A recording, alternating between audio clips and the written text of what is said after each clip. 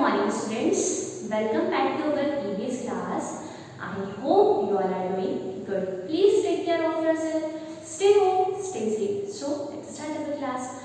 In the previous class, we learned about revolution. What is revolution? The movement of the earth on its orbit is called as revolution. And what is an orbit? An orbit is a fixed path on which the earth moves around the sun.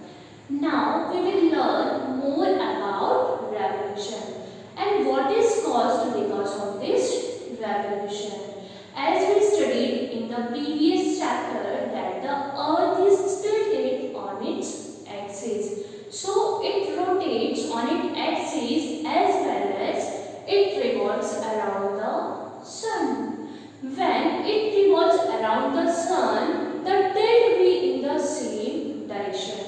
So throughout the year, different parts of the earth facing towards the sun, and different parts will experience different amount of heat from the sun. These differences because of the revolution of the earth, and because of the tilted position of the earth causes seasons. How many seasons we have? We have 4 main seasons, and what they are? They are winter, spring, summer and autumn.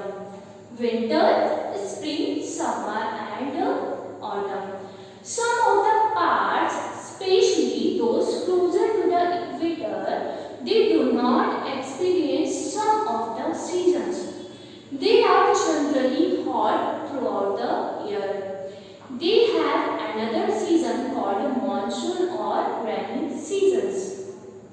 In the northern hemisphere, which has winter, slowly starts moving away closer to the sun and starts warming up. This is the position now. It is the spring here. As it continues to revolve, spring changes to summer.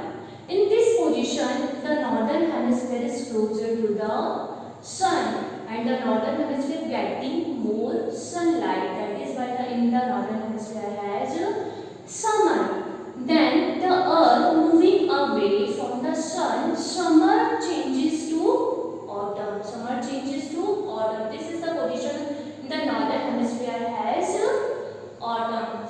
When the earth orbits farther away from the sun, autumn changes to winter. Autumn changes to winter. Why this is happening in the northern hemisphere? The southern hemisphere has its seasons in a very different order. See, when the northern hemisphere has winter, the southern hemisphere has summer. Why? Because the southern hemisphere getting more and direct sunlight from the sun. That is why the southern hemisphere has summer. And the northern hemisphere getting less sunlight from the sun. That is why the northern hemisphere has winter. When the northern hemisphere moving towards the spring, while the southern hemisphere moves towards the autumn. In the next position, when the northern hemisphere has summer, then while the southern hemisphere has winter, because it's the same reason the northern hemisphere getting more and direct sunlight from the sun. That is why the northern hemisphere has summer, and the southern hemisphere getting less and indirect sunlight from the sun. That is why the southern hemisphere has winter. In the next position, the southern northern hemisphere moving towards the autumn, while the southern hemisphere moves towards the